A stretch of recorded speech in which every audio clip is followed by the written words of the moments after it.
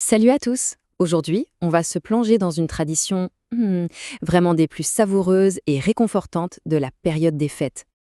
Franchement, rien qu'à voir cette image, on sent déjà la chaleur, la magie de l'hiver, pas vrai? Mais au fond, qu'est-ce qu'il y a vraiment derrière cette boisson? C'est quoi son secret?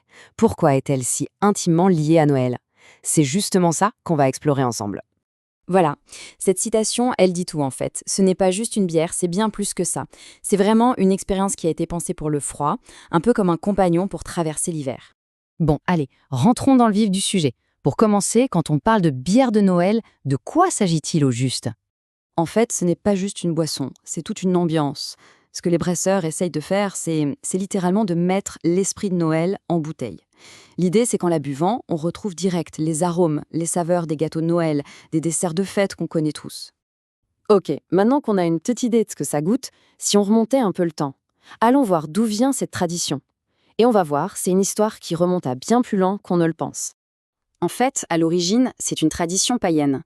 Il faut s'imaginer les Vikings, les Celtes, bien avant que Noël existe tel qu'on le connaît aujourd'hui. Eux, ils brassaient des bières très fortes pour le solstice d'hiver. C'était une offrande à leurs dieux, comme Odin ou Thor, pour fêter le retour de la lumière. Et cette tradition, elle a vraiment traversé les âges.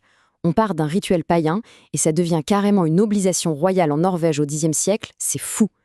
Plus tard, au Moyen Âge, ça devient plus pratique, il s'agissait surtout d'utiliser les surplus de malt. Et aujourd'hui, aujourd'hui, c'est un phénomène artisanal mondial, un vrai terrain de jeu pour la créativité des brasseurs. Bon, assez parlé d'histoire, revenons à nos verres. Concrètement, comment tout ça se traduit quand on déguste? Allez, on va décortiquer cette bière pour comprendre ce qui se passe pour nos sens. Alors, premier point important, en général, ce ne sont pas des bières légères. La plupart, elles tapent au-dessus des 6% d'alcool. Et cette force, elle n'est pas là par hasard. C'est elle qui crée cet effet réconfortant bien connu, cette petite chaleur agréable qui se diffuse quand on la boit. Rien qu'à l'œil, déjà, elles sont souvent superbes. Les couleurs peuvent aller d'un bel ambre bien riche jusqu'à un brun très foncé, avec parfois de magnifiques reflets rubis. Et puis il y a cette mousse, souvent crémeuse, qui tient bien. C'est généralement un bon signe, ça veut dire que la bière est de qualité. Et maintenant, le nez. C'est là que ça devient vraiment intéressant. Avant même de goûter, on a souvent cette bouffette d'odeur de Noël qui arrive. On sent bien le malt, avec des notes de caramel, de toffee, les épices classiques bien sûr, cannelle, muscade, et puis ce côté un peu fruité comme des raisins secs ou des prunes. Franchement, ça donne envie. Et en bouche, ça tient toutes ses promesses. On retrouve cette douceur du malt, un peu comme un goût de croûte de tarte, de pain grillé, et les fameuses épices qui sont là, mais juste ce qu'il faut. Elles sont bien intégrées, elles apportent de la chaleur sans écraser le reste. D'ailleurs, l'amertume du houblon est très discrète. Ici, c'est clair, les stars, ce sont le malt et les épices. Bon, on parle d'épices. D'épices, mais de quoi parle-t-on exactement? Allons voir un peu plus en détail. Qu'est-ce que les brasseurs mettent dedans, pour de vrai, pour arriver à ce goût si particulier? Alors là, attention, c'est la règle d'or du style. Pour qu'une bière ait le droit de s'appeler bière de Noël, il faut qu'elle contienne des épices. Ce n'est pas une option, c'est obligatoire. C'est non négociable. Donc en gros, comment ça marche? D'abord, il y a ce socle d'épices de Noël, les incontournables. Ensuite, c'est là que les brasseurs s'amusent. Ils peuvent ajouter des zestes d'agrumes, du miel, du sirop d'érable, pour rendre le tout plus complexe. Et tout ça, bien sûr, ça repose sur une base de bière solide. En général, une ale bien robuste avec des maltes qui ont du corps. Ah, et ça, c'est un point super important à comprendre pour ne pas se mélanger les pinceaux. On peut dire que toutes les bières de Noël sont des bières d'hiver, mais l'inverse n'est pas vrai du tout. La différence, elle est simple. La bière de Noël a obligatoirement des épices. C'est ce qui lui donne son côté festif, gourmand.